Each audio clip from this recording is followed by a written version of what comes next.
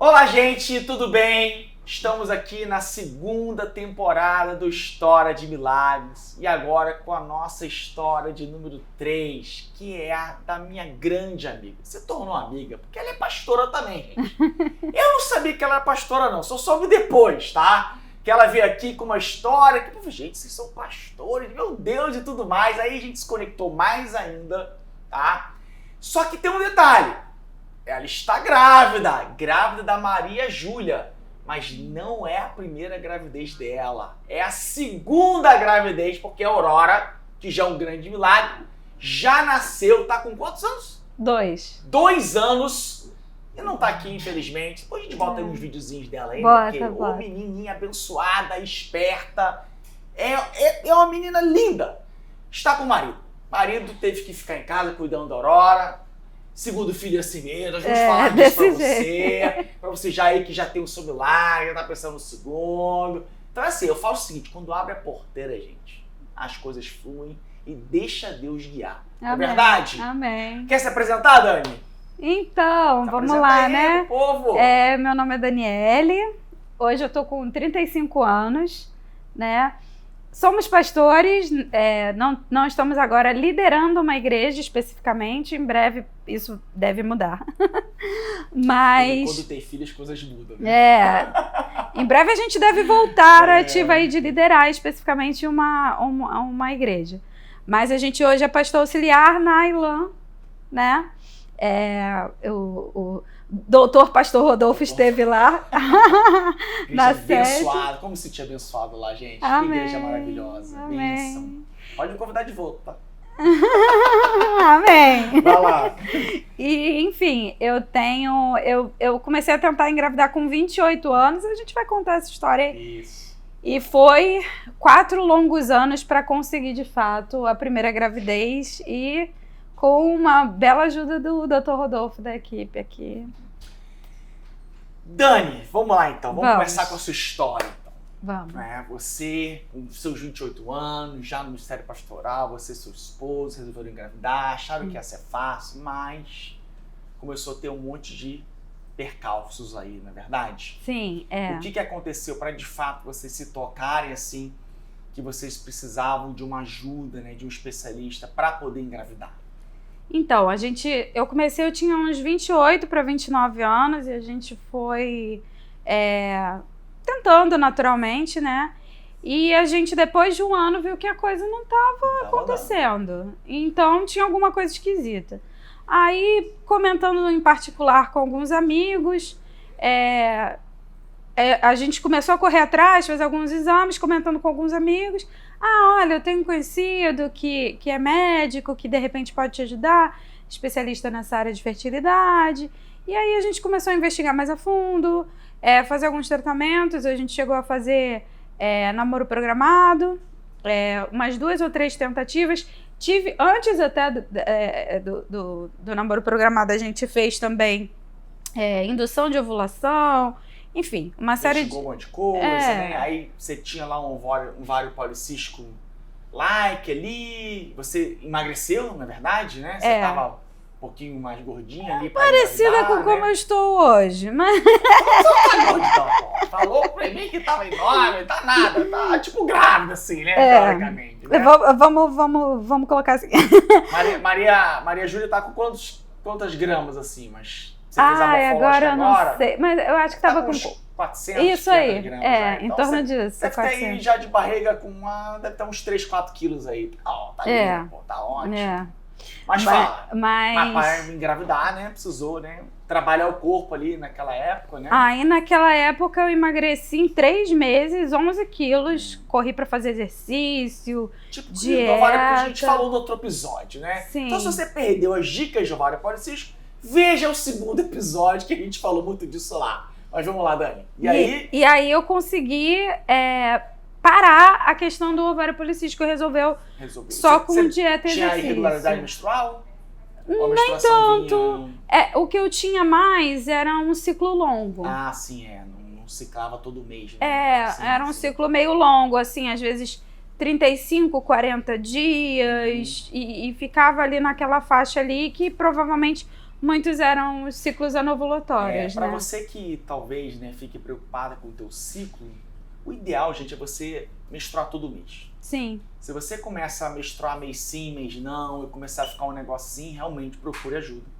Que você pode ter uma síndrome de ovário policístico, ou então, infelizmente, em alguns casos, né, é raro, mas acontece, e o nosso primeiro episódio da segunda temporada foi sobre a menopausa precoce, sim. e é bom ficar de olho também nisso. Sim. Porque às vezes a pessoa assim, minha menstruação é irregular, sempre foi assim, é tranquilo, eu não tenho nada, e quando descobre, vem aquela surpresa. Olha, infelizmente você tá meio que na menopausa, e às vezes é muito cedo, né? E uma coisa genética. Então é bom sempre investigar se os teus ciclos estão irregulares, se você está tentando engravidar. Até como a Dani falou, né? Você pode estar ovulando, e aí você precisa de ajuda.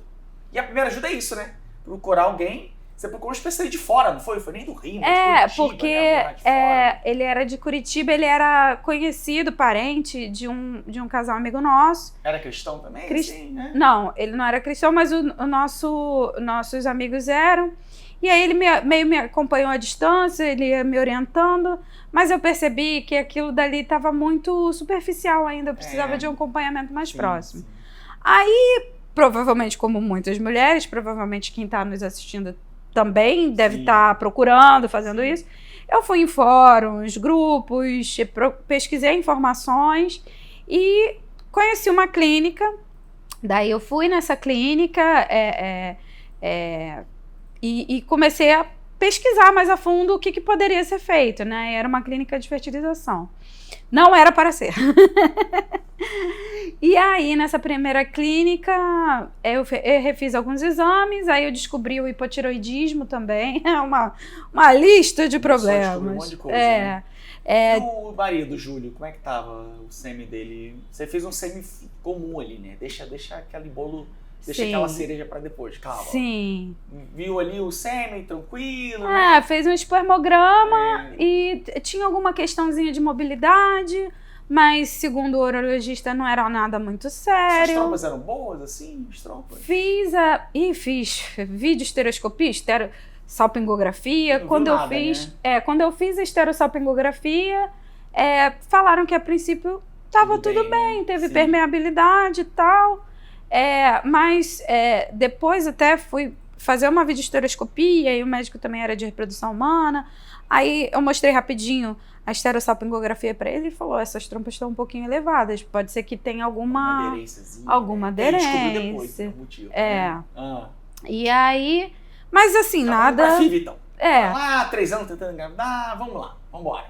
Aí fui pra FIV. E como eu tinha na época 29, 30 anos, sempre falavam assim: você vai conseguir engravidar, você é nova, vai ser tranquilo, vai ser rápido, de primeira, se bobear e tal, não sei o quê.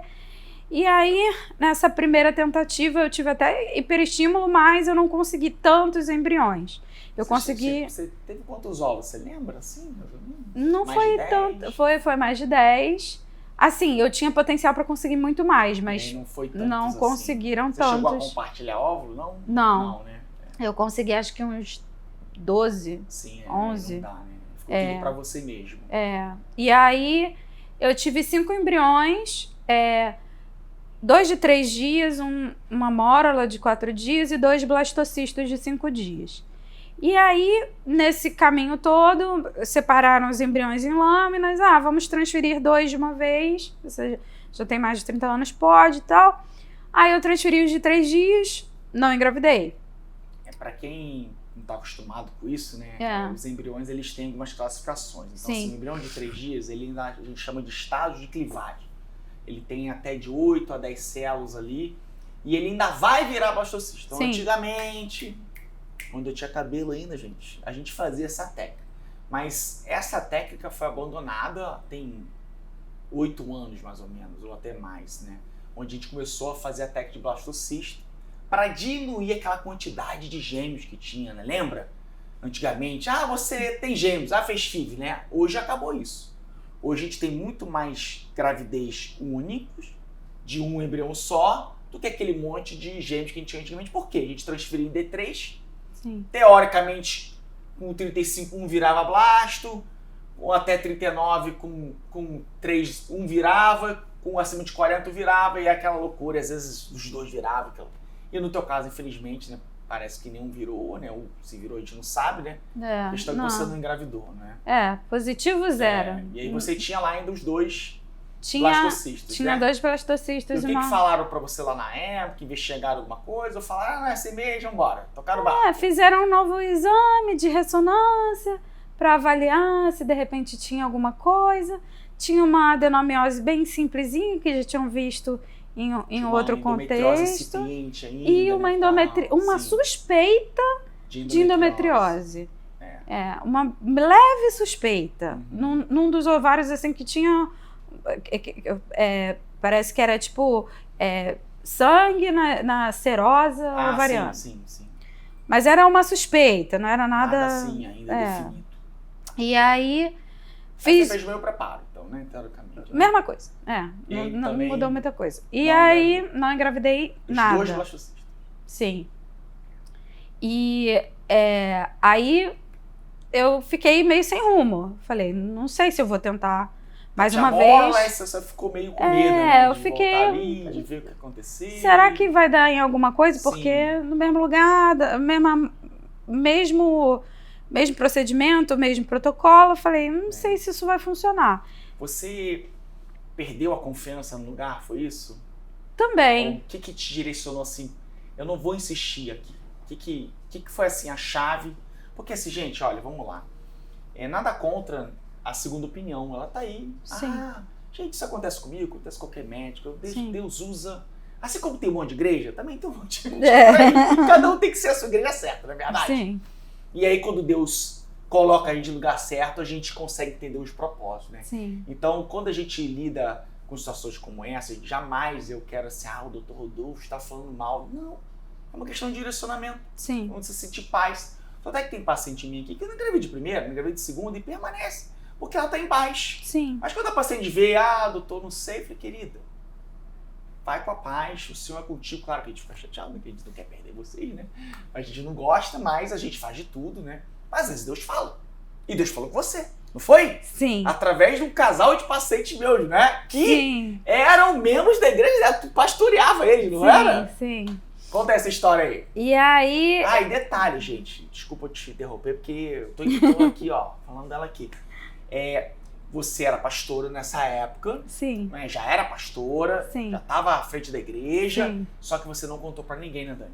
Não. E o porquê que você não contou pra ninguém? Então, eu acho... Tem esse lado de não contar, porque todo mundo conta. E você não. Você fica um pouco reservada. Eu acho assim, na época, eu preferi guardar pra gente, assim... Isso. Algumas pessoas próximas sabiam, amigos próximos. Tem uns intercessores. Sim, mas eu preferi não contar pra todo mundo na época ainda, porque era algo que eu ainda estava trabalhando dentro de mim como lidar. Isso. Era muito desafiador pra gente mesmo. Então, e infelizmente, as pessoas... depois que nasce filho, elas querem dar opinião em tudo que você faz com seu filho, né? Mas antes de nascer também. Todo mundo quer se meter a colher, né? E de igreja então aí que pronto, né? Não, e é completamente desconfortável. Porque não, você devia fazer isso é falta de oração, não, é posição, não sei o quê. Não, porque no dia tal você tem que fazer, vem um monte de... E assim, isso coloca uma pressão sobre a gente que a gente já carrega outras pressões. Então, nessa época, enquanto eu ainda não estava bem trabalhado isso na minha mente como lidar, eu preferi guardar pra gente, eu acho que foi prudente. E quando você ainda fala que vai buscar um especialista, aí que o negócio, sua casa cai. Você é doida? Não tem fé. Eu ouvi isso. Você é pastor e não tem fé. Gente, é muita isso. religiosidade, né? Impressionante, né? Eu ouvi isso de amigos também, inclusive. Mas assim, eu acho que... a gente estava compartilhando aqui antes, né? Eu tenho tantos testemunhos nessa história, porque sim, eu acredito de verdade que Deus pode fazer por meios naturais, sim. Acredito de verdade que Deus pode fazer por meio da FIV, porque foi o que aconteceu comigo. Sim. Agora, eu acho que cada um pode buscar em Deus qual é o seu caminho, né? Dani, lembra que eu falei lá na igreja? Deus faz o mesmo milagre de maneiras diferentes. Sim. Jesus curou o cego, curando ele assim, o cego de nascença. Sim. Senhor, tem aqui o cego de nascença. Ele pecou, seus pais, ninguém pecou. tá curado para que a glória de Deus se manifeste sobre a vida dele. Outro, ele cuspiu no chão. Sim. Aí pegou lá o lodo, vai lá e lava no tanque de Siloé. E o outro lá berrando, filho de Davi! É o quê? Vem cá, o que você quer? Eu quero ser curado. Seus pecados estão perdoados. Sim, se o próprio Jesus, Dani, curou a mesma doença de maneiras diferentes, por que ele não pode fazer isso com a infertilidade também? Sim. Não é verdade, Dani? Total. E faz isso. E eu acredito... Só que as pessoas não entendem. Não, infelizmente não. É difícil entender isso. E assim, eu acredito muito que Deus abençoa a vida de médicos com inteligência para nos ajudarem nesse processo. Enfim, e aí a gente não contou, mas aí a gente estava conversando com esse casal e eles têm gêmeos, né? Através do Dr. Rodolfo aqui também, que abençoou, ajudou eles nesse processo. Eu acho que eles são dessa época de D3, sabia? Porque o gêmeo tem o quê? 8 anos, 7 anos? Quantos anos tem os filhos? Não tem isso, tem 4 ou 5 agora. Então devia estar pegando aquela transição ali, né? Que naquela época, né? Porque a gente fez o nosso tratamento, foi o quê? 2021? Quando é que a Aurora... A Aurora nasceu em 2023, janeiro de 2023. Foi 22, né? Foi um pouquinho antes, Chegou a pegar lá embaixo a Paracê ou pegou aqui já em cima? Já peguei em cima. Então é 21 mesmo. Já peguei em cima. Vamos lá. E aí, conversando com eles, que legal, vocês têm gêmeos. A gente tenta engravidar, já tem um tempo. Deus vai mandar. E aí a conversa foi ficando mais íntima e chegou no ponto, já fizemos uma fertilização in vitro, 2 transferências de embrião, não deram certo e agora a gente tá meio sem rumo. E aí ela começou a compartilhar, Amanda na época, Amanda e Júnior, um beijo pra vocês se estiverem assistindo. Começou a compartilhar. Olha, eu tenho um médico que é muito bom, ele é maravilhoso, acompanhou a gente, eu consegui de primeira, ela estava tentando há 7 anos, ela teve, tô contando o testemunho dos outros, mas eu vou contar, ela teve um tumor, um teratoma, num dos ovários, então ela teve que retirar o ovário, ela tinha uma boa quantidade de embriões, teve, né, mesmo com o ovário só. E aí ela foi contando o testemunho dela, que ela me deu esperança, eu falei, vou procurar. Engravidou de primeira, glória a Deus. Engravidou de primeira mas e de gêmeos. Acontece, mas dentro da glória a Deus, cada disso, né? E de gêmeos. Gêmeos, porque eu falei, transfere um só. Não, eu vou transferir 2, porque um vai ligar. Tá bom, então beleza, você vai ver. Aí pronto. Aí tá isso. Vingou os 2. E aí, você foi o contrário, você quis transferir um só de cada vez. Eu também tinha. Você já tinha noção ali, né, dos gêmeos. E também, assim, a gente, até nesse ponto do gemelar, é um sonho, mas a gente sabe que a gravidez é muito mais complicada. E cuidar de 2 também, você sabe. Também tem esse desafio depois que nasce. Então... Aí continua. Aí a gente conversou, eu falei, vou procurar, e ainda descobri que era pastor. Aí pronto, aí deu match. Aí eu falei, um cristão que acredita que a fertilização in vitro é uma bênção. Faz FIV, meu Deus. Eu achei muito interessante, muito falei, doido legal. Isso, né? Como é que Jesus faz as coisas, né? Legal, eu falei, vou lá.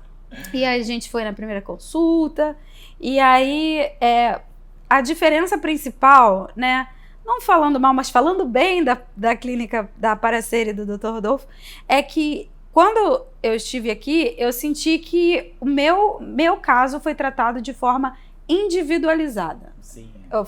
Foi um olhar para mim, para o meu cenário do meu marido, né? E aí a gente descobriu uma série de coisas que antes a gente não tinha descoberto, ou que talvez estava ali escondida, ou que apareceu na sequência, a gente não sabe.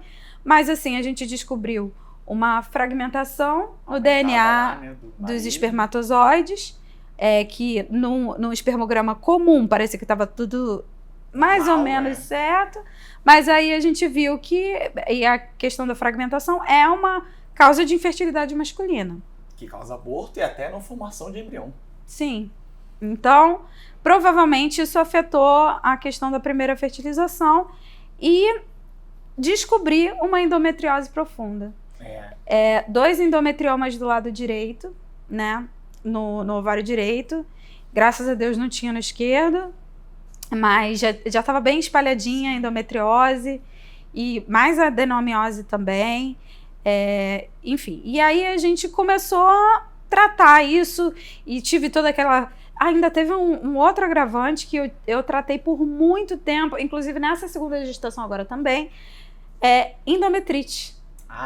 Tinha endometrite também, né? Endometrite crônica. Foi 6 meses com antibióticos diferentes e refazendo uma série de biópsia. coisas, ainda tem isso também. E eu até demorei um pouquinho para implantar por conta disso. Junto com a endometrite, estava tratando a questão da endometriose, CA125 lá nas chegou alturas. A bloquear, né, você, né? Sim. Porque como ela tinha endometrioma é um tumor, né, da endometriose no ovário e ele ocupa um espaço onde tem um óvulo. Sim. E aí se você chega lá e opera antes, você acaba levando ali um monte de folículo que você poderia aproveitar na estimulação. Então, quando a paciente às vezes tem um endometrioma muito grande, uma endometriose significativa, né, a gente primeiro faz a preservação, faz o embrião, aí depois é que opera e trata, e foi o que aconteceu com você, né? Só que não precisou operar, né? Porque você não tinha muita dor, né, Dani? A sua endometriose era muito ali sorrateira, não era? Eu tinha alguns episódios de dor, mas nada assim muito... Nada muito discrepante. Né? Eu até... A gente estava conversando esses dias, meu parto foi normal, né? E eu suspeito que eu tenha adquirido algum nível de resistência maior à dor mesmo. Sim, que eu não percebo. Foi tranquilão o seu parto? Tranquilo não foi. Nunca é assim, parto normal. Você tiver o pessoal ter parto. Mas assim, eu acho que eu consegui aguentar muita coisa. Tava Legal. Conversando até com a menina aqui do segundo episódio. Do segundo episódio. Que não conseguiu fazer parto normal e tentou, né? Que eu tive 8 dias de pródromos e com muitas dores, assim, muito, muito doloridas. E, enfim, mas vamos voltar lá. Mas vamos voltar já fomos pra gravidez. Vamos voltar lá na individualização, no estímulo ovulatório, né? Que a gente fez, né? E aí, o que acontece? Anos atrás, quando eu tava nesse processo de tentar engravidar, um conhecido nosso, tava no culto, na igreja, um conhecido nosso chamou meu marido de canto e falou assim pra ele: olha só, eu vejo que sua esposa vai engravidar e eu vejo que vai vir do lado esquerdo. E aí ele veio me contar isso e, para quem não sabe, eu acho que quem tá assistindo geralmente sabe, a gente ovula de um dos lados, né? Ou do lado direito ou do esquerdo. Isso, dos ovários. Isso vai... E assim, na fertilização in vitro, quando você estimula os ovários, você puxa dos dois lados. Sim. Né? E até na rotina ali também de tentar engravidar, você não vai saber se é do direito, se é do esquerdo. E o meu ovário que mais ovulava era o ovário direito. Que sempre dava um pouquinho maior. Programado, né? Sim. E aí eu fiquei pensando sobre isso. Falei, gente, que coisa específica. Como que vai descobrir? Como é que vai ser do lado esquerdo? Quando a gente recebe a profecia, a gente não entende nada, né? Não. Mas quando ela se cumpre, a gente fica assim, meu Jesus, é isso? Como que pode? Como é que Deus é perfeito? E aí, fomos para o estímulo ovulatório e tudo mais.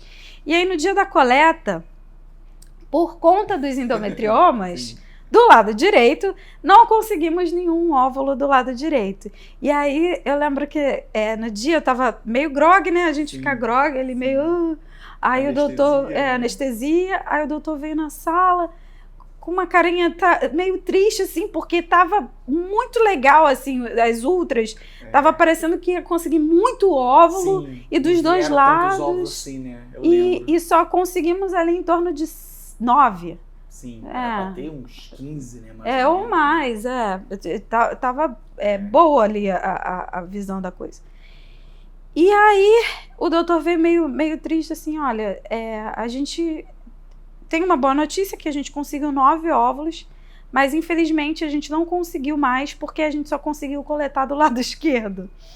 E aí, quando ele me disse isso meio triste, na mesma hora eu lembrei da profecia e falei... Santo veio e sopra, né?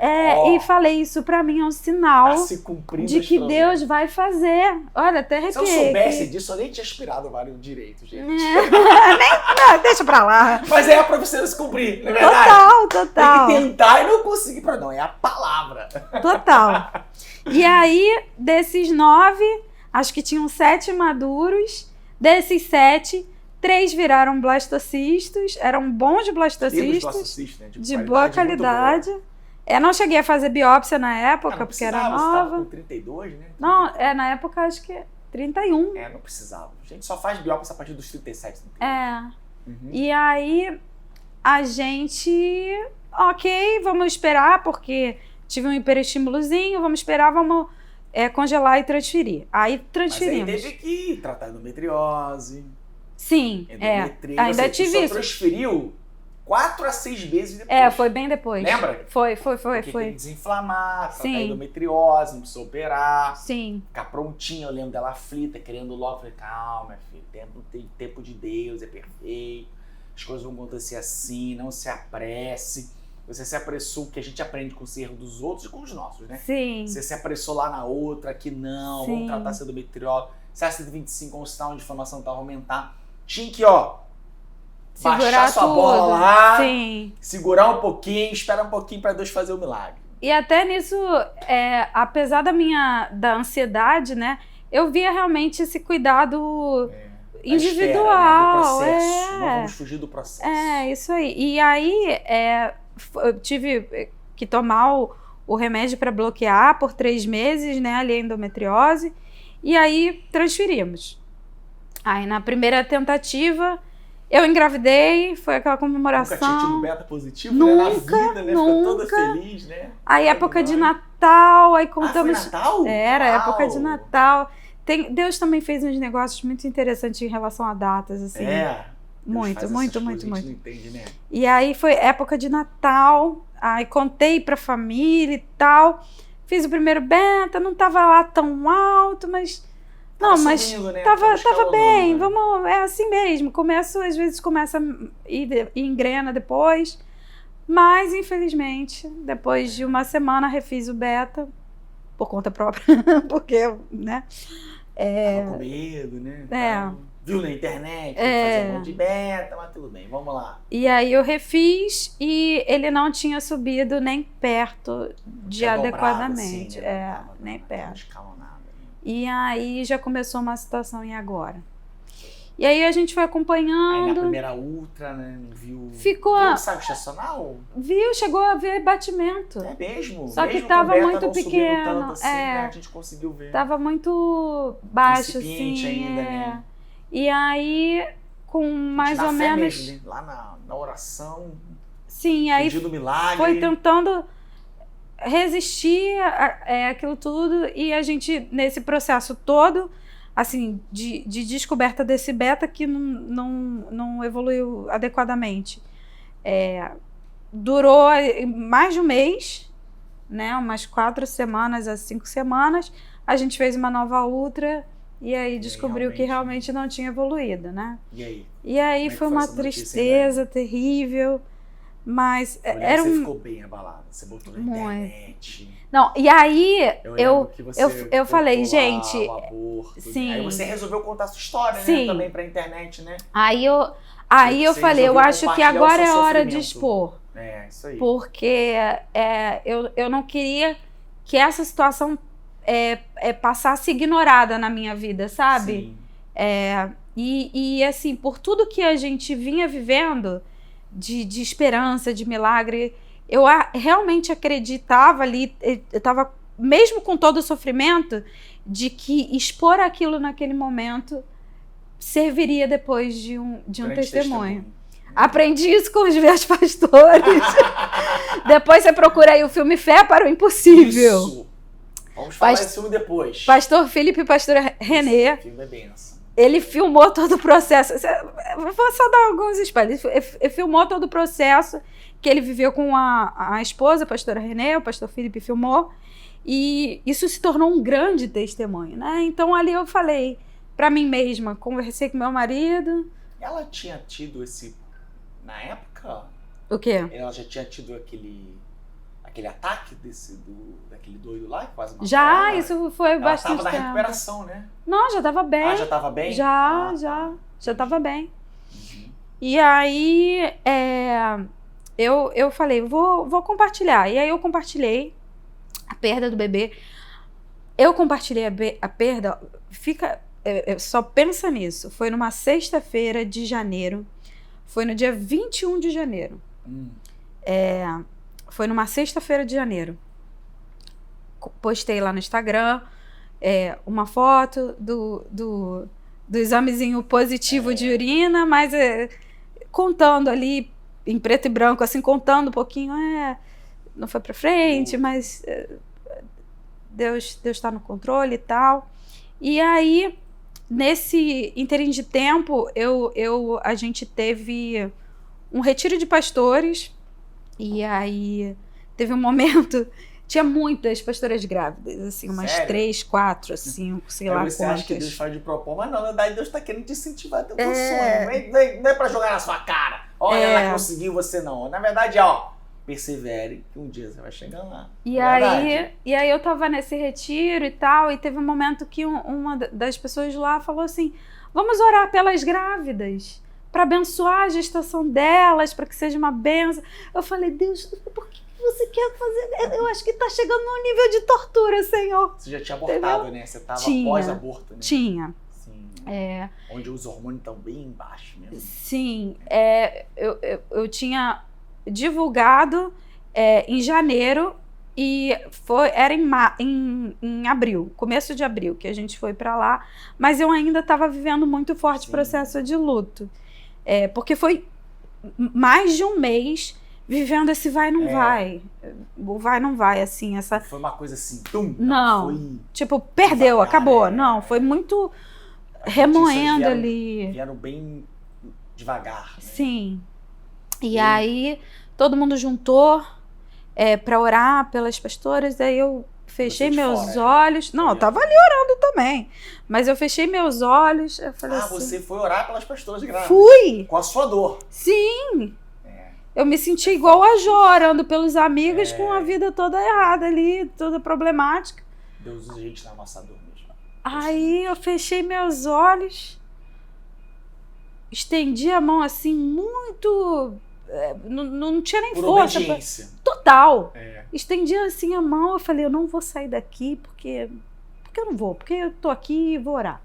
Mas eu falava assim, Deus, eu vou orar com o resto de força que tem em mim, porque eu não tenho nem mais força para isso aqui.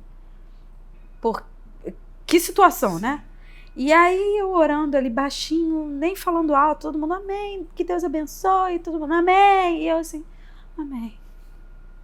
Aí, uma das pastoras que sabia da situação toda, né, que vinha acompanhando mais de perto, olhou para mim, eu nem vi direito ela, eu sei que ela me abraçou por trás, ela não quis nem saber do ambiente, se estava orando pelos outros, começou a orar por mim em voz alta, Deus, que o Senhor tome a vida dela, eu declaro cura, eu declaro...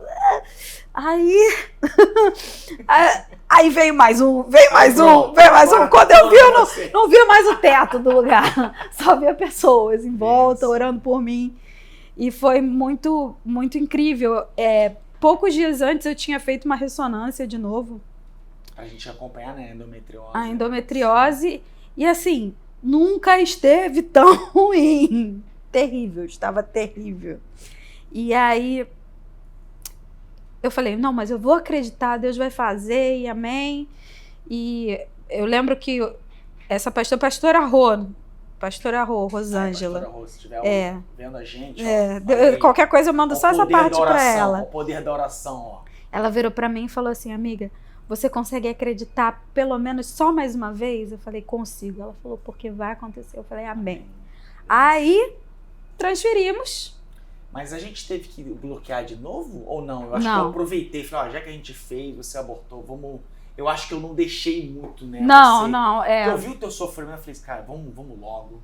Eu vi que não tinha muito problema. Não esperou muito, não. Você já que... Só fez uma outra videoterapia. Você já me deu uma videoterapia. palavra de... Falei, eu tenho uma palavra, então vamos acreditar nessa palavra, que você tá curada, que Deus vai te restaurar, e é o momento, e vambora. Foi assim, né? Foi, porque não demorou muito, não. Foi uns 2, 3 meses no máximo entre uma transferência e outra. Até que tinham 3 embriões, entre a perda e né? outra. E aí, teoricamente, né, 60% aí normal, se de 3, talvez não vingasse mesmo. Eu falei, não, vambora que o próximo vai, né? Sim, e aí fomos para essa transferência. E aí aconteceu uma coisa muito interessante no dia da transferência. Aí você veio cheio de medo, né?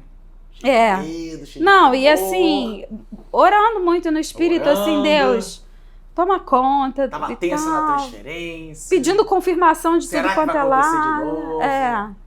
E aí Deus veio com a palavra. E aí o Dr. Rodolfo sempre ora, né? E aí... E tem música antes. Tem música, tem oração, tem tudo. Tudo que você quiser aí tem. É o culto, é louvor. Louvor, palavra, oração. Isso aí. Aí a gente tava lá e tal, e ele colocou uma música, né, pro momento da transferência.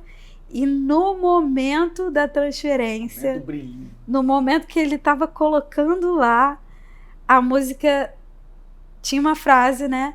Que é: há um lugar onde os sonhos não se abortam.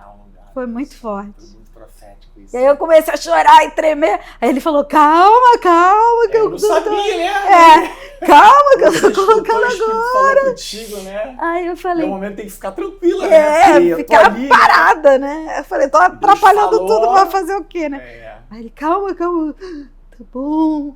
E aí depois oramos. E aí veio o positivo da Aurora, que é a minha primeira filha. E não foi fácil, né? Não, eu tive... Ficou sangrando. Tive hematoma subcoriônico, inclusive nas 2 gravidezes, descolamento do saco gestacional, né? A mesma coisa, né? Isso. Que hematoma. E aí, na gravidez da Aurora, eu sangrei por uns 15 dias. Nessa gravidez eu sangrei menos, mas... Fez 50 mil betas. Claro, fiquei desesperada. Mas logo na primeira já deu pra escutar o coração. Deu. Muito legal. E assim, até pra quem tá passando por isso de hematoma subcoriônico, o prognóstico, de modo geral, é bom, né? Repouso. Confiar. Geralmente não evolui o que já não ia evoluir, né? Então... Era Deus testando a sua fé. Deus testou bastante. E aí... Foi mesmo? E aí, graças a Deus, assim, parou o sangramento. Coisa na Aurora? Não, né? Foi, tipo, de boa, né? Foi um ciclo artificial, que aí eu tive que tomar os remédios, mas... Mas você não usou nada de Clexane, nada, não fiz nada disso. Eu cheguei a usar profilático. O Somalgin Cardio que eu usei? Usamos. Foi só o AS, né, que a gente usou, né? Eu cheguei a usar o Clexane profilático porque teve uma questão imunológica na época, uma suspeita. Igualzinha, claro. Só no primeiro trimestre só, né? Muito Mas a gente usou na Maria Júlia, não. Maria Júlia nada, né? Não, Somalgin eu usava. Somalgin, né? Sim, porque agora parece que é protocolo pra todo mundo, né? Eu gosto.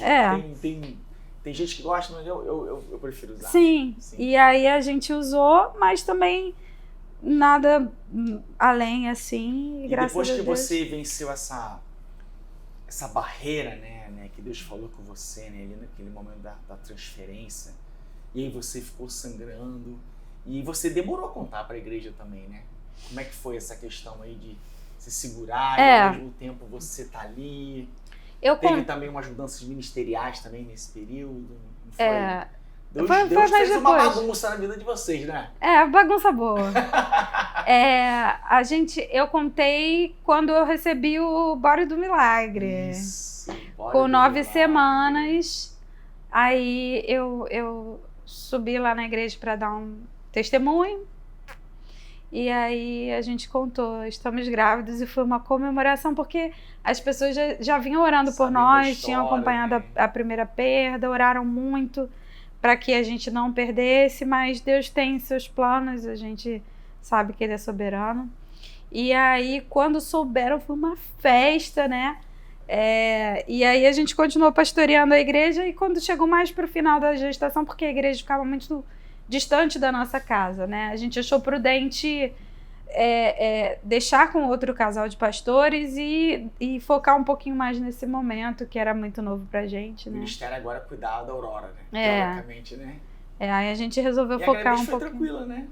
Foi tranquila. Só o iníciozinho que é complicado, né? Das duas. Foi difícil. Da Maria Júlia foi menos difícil em termos de sangramento, mas o hematoma era maior. E eu enjoei muito nessa gestação agora. Eu lembro de você assim, mas eu tô muito enjoada. Eu falei, minha filha, é outro bebê. Você tá o quê? Achando que vocês têm essa mania de achar que vai se repetir a mesma coisa. É outro bebê, é outra circunstância. Não tem nada de uma coisa com a outra. A única coisa que voltou foi o medo dela de novo. Que eu falava, o que eu falava pra você? o dono da promessa cuida da promessa. Calma, Deus te mandou 2, vai acontecer, não é, Dani? Amém. Não Pois temas. Pois é. Eu falei, eu brincava assim, você esqueceu tudo? Não é possível? Você esqueceu tudo que você aprendeu na outra? Eu achei que você tinha mudado. Ah, mas agora eu tô sofrendo de novo. Falei, calma. Mas faz Mas Deus parte sabe do todas as processo coisas, todo. né, Dani? Que benção, cara. Mas e aí é isso. Quando a Aurora nasceu, como é que foi? Fala pra mim. E tem um ponto que eu mencionei aqui, não terminei de mencionar. A Aurora nasceu no dia 20 de janeiro de 2023. Uau. Exatamente um ano depois, numa sexta-feira de janeiro, um ano depois do aborto. Que bênção, cara. Deus Um ano depois da divulgação. De novo a sua dor, né? E eu ia pra Perinatal Laranjeiras, eu E ia foi ter parto filho lá. normal, tipo, você não Foi. escolheu, ela que escolheu esse dia, né? Ou seja, Sim. Deus realmente é que mandou essa data. Eu ia para Perinatal Laranjeiras, mas estava cheio, eu tive que ir para Perinatal Barra. E na Perinatal Barra eu passei várias vezes por exames por ultras nesse processo de perda. Então eu tinha uma memória da Perinatal Barra meio ruim. E Deus usou a gravidez da Aurora para ressignificar isso. Isso, porque você não queria ter o neném lá. Você queria ter em Botafogo, teoricamente, né? Já estava certo que ia ser na na Laranjeiras, na época, né? Agora virou Glória. Agora é Glória. Mas já estava certo porque o meu médico obstetra só atendia lá. Sim. E aí tava lotado, me mandou de volta para aquele cenário. Eu falei, opa, Deus. Ai, vou entrar naquele lugar. Mas eu já tava com a mente mais trabalhada, assim, eu já tava muito confiante. Quem aborta, né, e quem tem uma perda, a pior coisa é você voltar a um cenário que te lembra memórias. Sim. Por isso que você, né, que é pastora, né, que deve pegar muitos casais, né, quando eu preguei na tua igreja lá, veio uns 5 casais assim que abortaram, perderam o bebê. E aí toda vez que eu passo por uma situação dessa, me vem a memória, me vem um gatilho. Sim. Né? E uma das coisas que eu pergunto muito a Deus, Deus, será que eu tenho que viver a minha dor diariamente? E Deus sempre fala, você vai viver a tua dor diariamente, que é essa tua cruz. Carrega ela e deixa te usar. Isso aí. É impressionante como nós que somos usados por Deus para curar, né, para cuidar, como nós somos saradores feridos. Sim. Como nós temos as nossas feridas. Tem umas cicatrizes ali só para lembrar que Deus fez a obra na gente. E como que Deus usa a gente na nossa dor. Sim. E aí, inclusive, eu engravidei da Maria Júlia em novembro. E a gente, num momento de Natal, anunciou ali também. Sim, ainda tem isso ainda, né? Porque a Aurora nasceu, né? Você já estava grávida no Natal. Sim. E aí você ressignificou também o Natal. Né? O primeiro foi quando você já estava para dar à luz, né? A Aurora, e agora contando. Mas que você estava plena com a Maria Júlia. Deus é mestre em ressignificar as coisas. Até nessa transferência, eu tive algumas questões nessa transferência que eu tive lá na primeira transferência. Logo que eu fiz a transferência, eu voltei para casa e tinha um sangramentozinho. E na primeira eu também tive. Sim. Na primeira que deu errado de tudo, né? Sim, na outra clínica eu já fiquei assim, ai meu Deus, eu tive um sangramento, então Deus, não vai. Que eu só vou ter um filho? Aí, algumas coisas assim foram acontecendo e Deus foi significando uma por uma, assim, sabe? Conta pra mim aqui, Dani, como é que foi assim essa sua decisão de buscar um segundo filho? Eu já queria de cara. Já queria logo de cara? Queria muito, porque assim, eu fui filha única, assim, de conviver com meus pais. Eu tenho um irmão bem mais velho, de outro casamento do meu pai, mas assim, meu pai e minha mãe... Foi filha única. Eu fui filha única durante um bom tempo, até meus 8, 9 anos de idade. E aí depois veio meu irmão mais novo, mas assim, eu tinha essa coisa de, ter irmão é tão bom, Sim. né? E quando eu pensava em família, eu nunca pensava num filho só, sempre pensava em 2 ou 3. Agora é o mistério. Deixa a Maria... calma, uma coisa de cada vez. Depois. Meu Deus do céu. E aí eu sempre pensava em mais de um. Tanto que assim, quando a Aurora fez 1 ano, eu já vim fazer consulta e tal. Mas, novamente, porque pensa assim, já conseguiu FIV de uma vez, gente? A segunda vez você faz. Que não é. Eu fiquei 1 ano, mais ou menos, porque foi em novembro que transferimos, né? Foi em janeiro lá. Eu fiquei aqui na clínica, eu fiquei 1 ano tratando endometriose e endometrite. Foi mesmo. Bloqueio e antibiótico. Porque no teu caso, faltou aquela coisa que eu falo sempre pra vocês, assim, vocês têm endometriose, tem o primeiro filho, já tem que sair, deu 3 meses, já começa com DIU, Sim. pra você não menstruar mais, ou Sim. com pílula. Porque se vocês deixam a coisa, aí vocês voltam a menstruar e volta tudo de novo. Aí endometriose Fica volta uma com esperança de, de Isso. repente vai engravidar natural. aí às vezes é bom cortar essa esperança. Eu sei que é uma esperança boa, Sim. mas você tem que raciocinar e falar assim, gente, eu tenho endometriose. E quanto mais Sim. você demora e menstrua, piora. E aí vai prejudicar o teu segundo filho. E eu vejo muito isso aqui. Sim. Muito isso aqui. Gente que, mas o primeiro foi tão fácil. Mas o segundo, não no teu caso, né? Mas em outras situações, né? O segundo já é bem complicado. E muita gente às vezes dizem, tô quebrando de novo, trava-língua que tá terrível nesse podcast. Muitas vezes as pessoas dizem, não incentivam. Pronto. Não incentivam. Desincentivam? Pronto, ela falou. Não incentivam, porque você já tem tá dando trabalho, né? Pra quê? Que não sei o quê, vai tentar. Eu falo que a busca pelo segundo filho é tão importante como o primeiro. Sim. Porque você se sente tão realizada, né? Agora com 2, como com... Não é verdade? Sim. Né? E assim, eu falo que ter filhos... eu e meu marido, a gente concorda muito nisso. Ter filhos foi a coisa mais difícil e mais maravilhosa que a gente já fez na vida.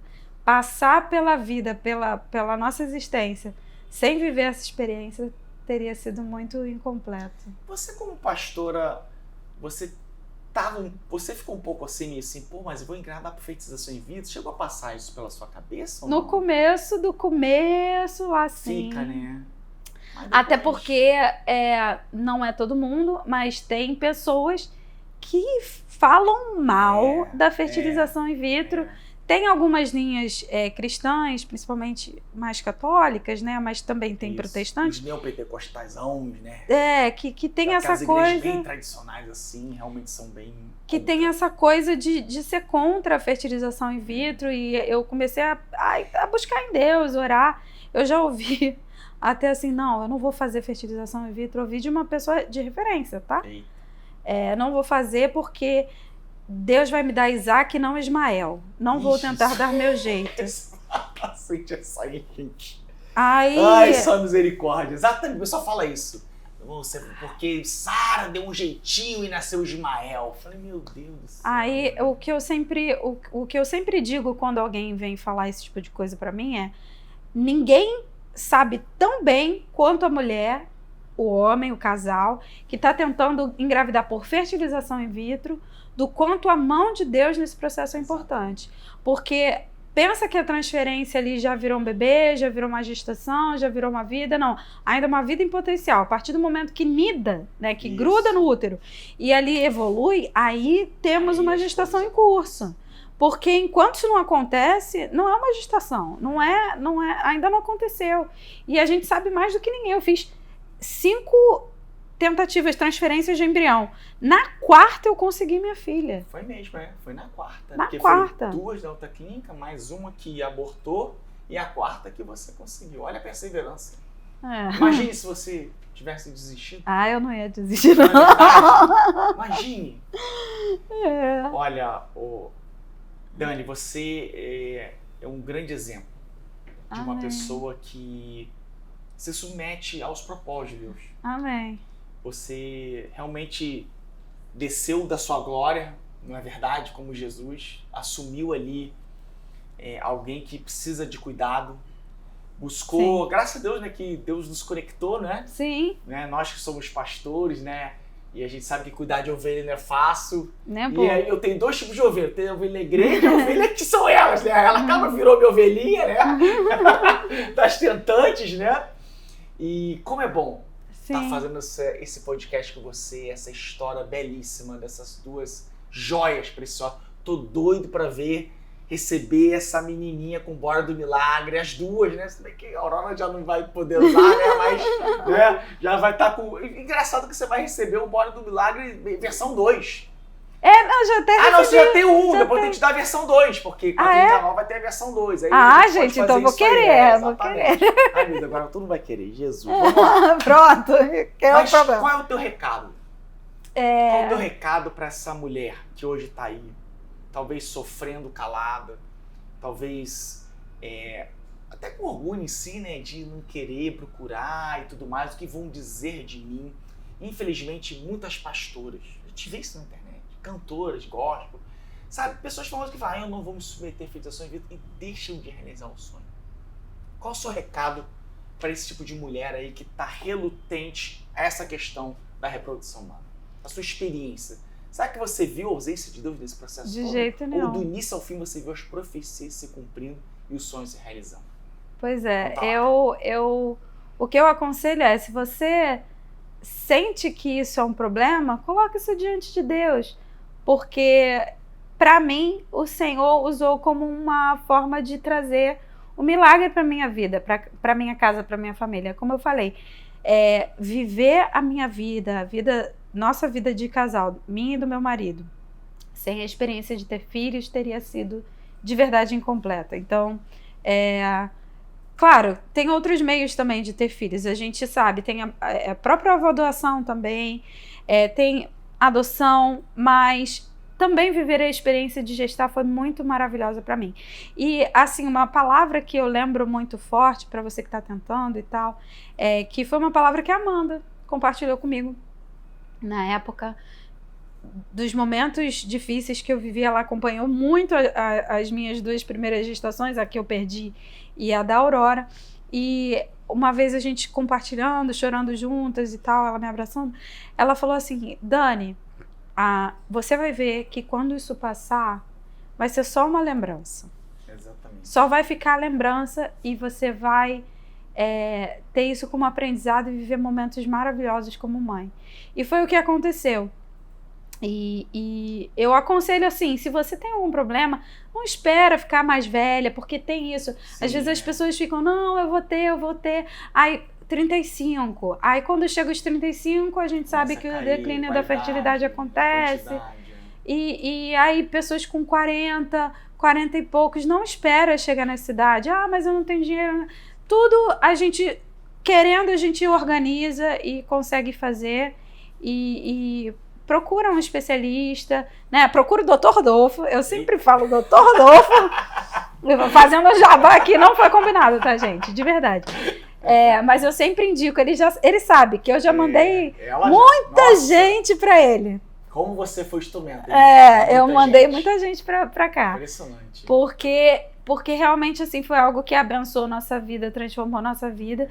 E sobre a infertilidade, eu digo também que muitas vezes a gente não sabe porque algumas coisas difíceis, ruins acontecem com a gente. Sim. Mas eu também não sabia e eu também não sei, na verdade, porque que justamente comigo eu tive essa questão com a minha família, né, com meu marido. Mas uma coisa eu posso te dar certeza, o resultado de todos os processos que a gente vive, que Deus permite que a gente passe na nossa vida, é muito positivo. O resultado que eu tive foi um primeiro puerpério, eu não sei como vai ser o segundo, tô aqui eu pedindo a Deus, Deus, por favor, acompanha, mas eu tive uma gestação assim, muito, muito abençoada, um puerpério muito tranquilo. A gente sabe que tem os casos de depressão pós-parto, mas eu tava ali vivendo tão feliz um sonho. E assim, eu sempre fui uma pessoa que, antes de querer engravidar, eu pensava em carreira e tal. Eu não sei. Eu acho que se eu tivesse engravidado de cara, talvez eu não teria sido tão apaixonada pela maternidade quanto eu me tornei, justamente tendo vivido essa experiência de infertilidade. Então, amém. É isso. Amém, gente. Que bênção, Dani. Muito obrigado pela sua presença. Obrigada a você. Que a sua história agora inspire cada vez mais mulheres a realizar o seu milagre. E você que está aí, não desista. Acredite, não importa a sua posição, Deus vai te usar poderosamente para que assim muitos milagres aconteçam através da sua vida, como hoje a pastora Dani aqui está sendo esse instrumento de Deus para a glória dele, como eu, né, pastor também, sendo instrumento para a glória. Amém.